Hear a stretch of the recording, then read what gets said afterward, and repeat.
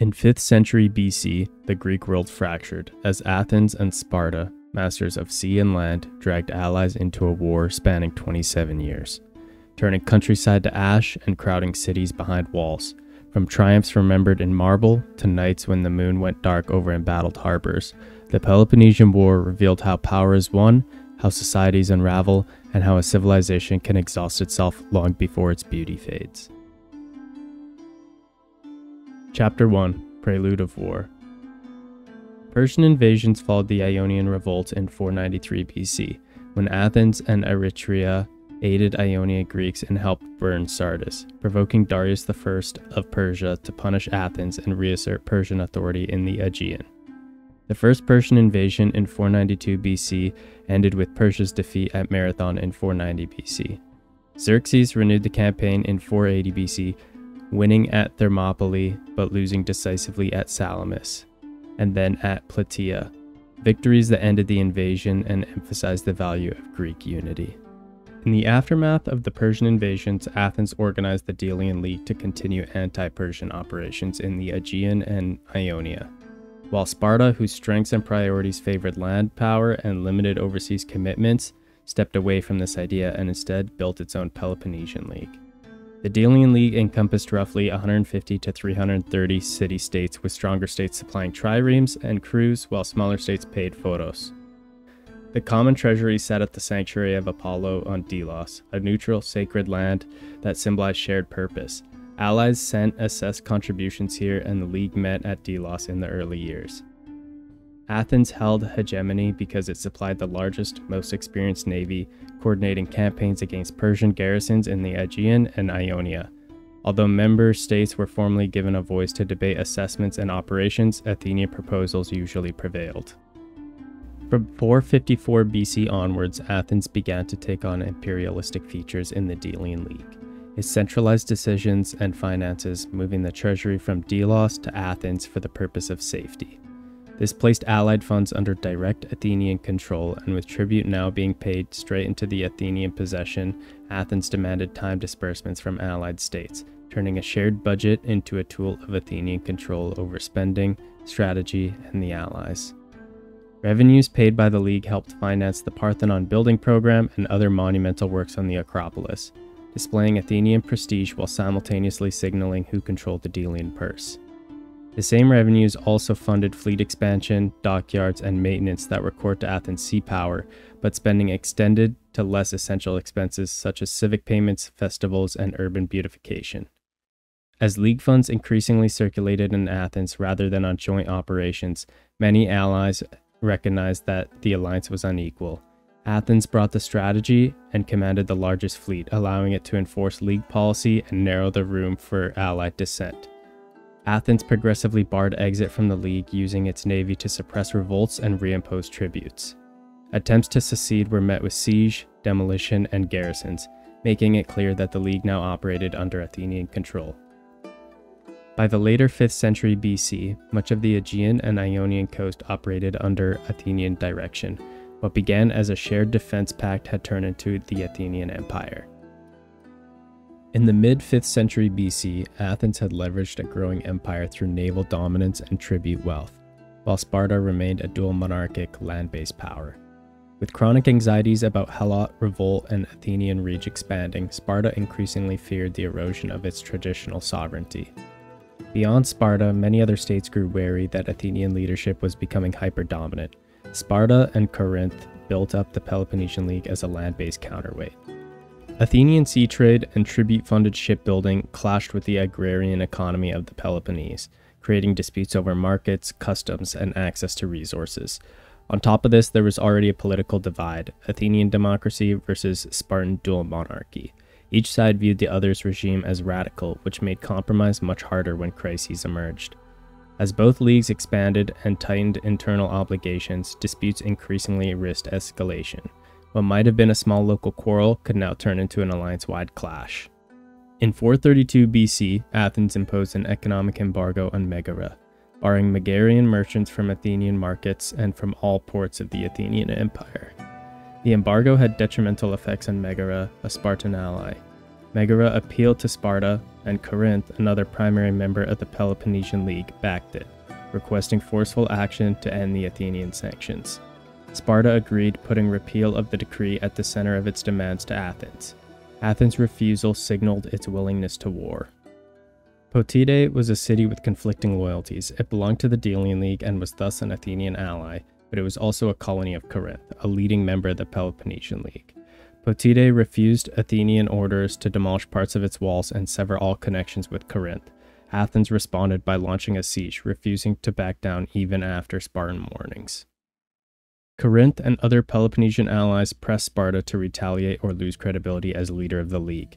Athens rejected Sparta's demands, fearing that concessions would signal weakness across its empire. By late 432 BC, the Peloponnesian League warned that war was imminent, and in spring 431 BC, King Archidamus led the first Spartan invasion of Attica. With negotiations exhausted and ultimatums unmet, the sanctions and Megara and the siege of Potide turned a long-standing Athens-Sparta rivalry into full-blown war. Chapter 2: The Archidamian War and a Decade of Stalemate. Spring 431 BC, as Sparta prepared to invade Attica, Pericles, the leading statesman and general of Athens, outlined a defensive strategy based on the idea that Sparta was stronger on land but Athens was stronger at sea. Pericles' plan was to move the Athenian population inside the long walls that linked Athens to Piraeus and the coast, refuse major land battles against Spartan hoplites, and let the navy do the work by raiding enemy coastlines and supplying resources by sea. The goal was to avoid being crushed in land engagements, preserve the fleet, and stretch the conflict out until Sparta and its Peloponnesian allies exhausted their strength. On paper, the plan made sense, but it came with brutal trade-offs. Attica's countryside would be burned during invasions, and the city would become dangerously overcrowded. In 430 BC, just 1 year into the war, a devastating plague reached Athens through its harbor at Piraeus and spread rapidly through the overpopulated city. Athens had pulled rural Attica inside the walls to avoid Spartan armies, making the city crowded and unsanitary, which worsened the outbreak. The death toll was staggering. It is argued around a quarter of the population. The sickness brought high fevers, rashes, intense thirst, and rapid decline. Even Pericles fell victim to the plague, dying in 429 BC. His loss was immeasurable, as he had kept Athens focused on a long, patient plan to win the war. After his death, leadership shifted and the city became more willing to take aggressive risks, moving away from the original strategy of simply outlasting Sparta. Even after the worst of the plague had passed, its damage lingered. Athens had lost soldiers, sailors, and skilled workers who powered critical infrastructure. Fewer people meant fewer taxpayers, which weakened economies. The plague did not end the war, but it badly weakened Athens. In 425 BC, 6 years into the war, an Athenian force under General Demosthenes fortified a position at Pylos on the Peloponnesian coast, uncomfortably close to Sparta. In the rush to respond, about 420 Spartans ended up isolated on the nearby island of Sphacteria. Because Athens controlled the sea, the usual Spartan advantage in land warfare was neutralized. Athenian ships blockaded the island and cut the Spartans off. After failed negotiations and a grueling standoff, the Athenians launched an assault led by Demosthenes that ended in a Spartan surrender, something that was unheard of given Spartans' reputation for never surrendering. Athens took 292 prisoners, many of them being Spartiates, and used them to deter future Spartan invasions of Attica. For a time, the balance of confidence swung towards Athens. Sea control and the capture of elite prisoners delivered a rare check on Sparta's land war prestige. 9 years into the war, the fighting shifted to northern Greece around Amphipolis, an Athenian colony that controlled valuable resources and routes towards the north. 2 years prior, the Spartan commander Brasidas had seized Amphipolis, raising Spartan hopes in the region. This angered Cleon, an Athenian politician general known for his hard line in the war, who led an expedition to retake the city in 422 BC. The battle between Brasidas and Cleon ended with both commanders being killed. Politically, this mattered. With two of the biggest warmongers removed, both sides saw more space for negotiation.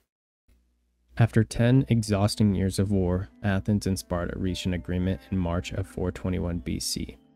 A formal peace treaty meant to last 50 years called the Peace of Nicaeus, after the Athenian general and negotiator who pushed for it. The treaty aimed to restore stability by returning prisoners and some conquered territory. Key terms included Sparta returning Amphipolis to Athens, while Athens gave up its hold on Pylos and returned Spartiate hostages. Each side kept most of what it controlled, allowing leaders to present the settlement as a dignified draw rather than a defeat. The treaty, however, was fragile from the beginning. Several Peloponnesian allies, especially Corinth, Thebes, and Megara, felt ignored and betrayed by the terms. They refused to ratify it and continued to agitate against Athens. Although Athens and Sparta had signed peace, parts of the Peloponnesian coalition did not feel bound by the agreement, and local conflicts continued. The treaty held for about 6 years and functioned more as a ceasefire than a true reconciliation. It bought time, but not trust, and later events showed how quickly the war could reignite. During the Peace of Nicaea, fighting still flared as alliances shifted. Democratic states like Argos, Mantinea, and Elis formed a pact with Athens against Sparta, believing Spartan strength had been worn down by a decade of war. In 418 BC, Spartan king Agis II led a full army to confront this alliance near Mantinea, and the clash turned into a major battle. The result was decisive. The Spartan-led force broke the Allied line and won clearly, with roughly 1,300 casualties on the Allied side and only about 300 Spartans. The victory restored Sparta's battlefield prestige after the humiliation at Sphacteria, proving Spartan hoplites still dominating on land and revived confidence in Spartan leadership. In Athens, the outcome encouraged politicians to look for a decisive win elsewhere, feeding them momentum for the Sicilian expedition that followed within the next few years. Chapter 3: The Sicilian Catastrophe. In 415 BC, Athens voted to send a massive expedition to Sicily after the Athenian general Alcibiades argued that conquering Syracuse, the largest Greek city on the island, would bring enormous wealth and leverage against Sparta. The idea was that if Athens controlled Sicily, it could starve Sparta of grain and tap Sicilian resources to fund the war, shifting the upper hand in Athens' favor. Preparation for the expedition was immense, over 100 triremes and thousands of soldiers, including cavalry, making it the most expensive and ambitious operation Athens had ever attempted. Command was shared among 3 generals, Alcibiades, Nicias, and Lamachus. Just before departure, a religious scandal shook the city. Many of the city's herms, sacred stone statues dedicated to Hermes, were mutilated overnight. Athenians saw this as a terrible omen, and Alcibiades was accused of sacrilege. He demanded an immediate trial to clear his name, but the assembly refused in order not to delay the expedition. Later, while the campaign was underway, Alcibiades was recalled to stand trial. Instead, he fled to Sparta, where he began advising on how to counter Athenian strategy. Athens sailed to Sicily and began operations against Syracuse. After initial moves, the siege stalled when the Spartan commander Gylippus arrived to organize Syracusan defenses and counter the Athenians. His leadership shifted momentum on the ground. New walls, mobile forces, and a better use of local terrain combined to halt the attackers. As months dragged on, the Athenian morale dimmed, supplies dwindled, and unified command far from home became harder to maintain. By late 413 BC, Athenian commander Nicias favored withdrawal after a failed night attack on the Syracusan walls. While he debated this, a lunar eclipse occurred. In keeping with prevailing religious beliefs, Nicias took it as a bad omen and decided to delay the departure, keeping the army in place for weeks. Chapter 4: The Final Phase: Decelean War. Immediately after the Sicilian disaster in 413 BC, Sparta reshaped the war by establishing a constant presence in Attica. Acting on advice from the exiled Athenian Alcibiades, Spartan king Agis II marched to northern Attica and fortified the town of Decelia, just outside of Athens. Instead of periodic raids, a permanent Spartan garrison now overlooked key roads and the countryside.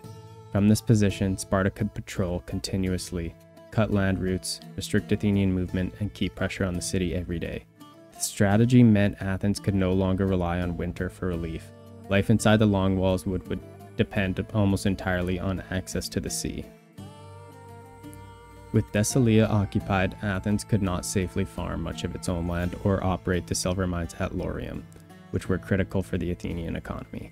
Thousands of enslaved workers fled to the Spartan outposts, stripping Athens of skilled labor and further undermining production. Forced to import almost everything by sea was also paying to keep a large fleet in service. Athens watched its treasury drain away.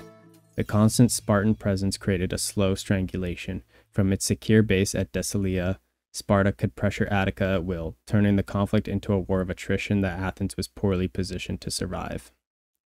After the Sicilian disaster and the occupation of Decelia, Athens slid into panic. Revenues collapsed and the navy was costly to maintain. The public anger searched for someone to blame. A group of oligarchic leaders argued that democracy had led the city into reckless decisions and claimed that they could manage the war and finances better. Through intimidation and targeted killings of key Democrats, they moved to replace the popular regime with a tighter, elite-controlled government that they argued would secure peace on better terms. In May 411 BC, this plan became reality when the group known as the 400 seized power and suspended democratic institutions. The Athenian fleet stationed at Samos refused to recognize the new government.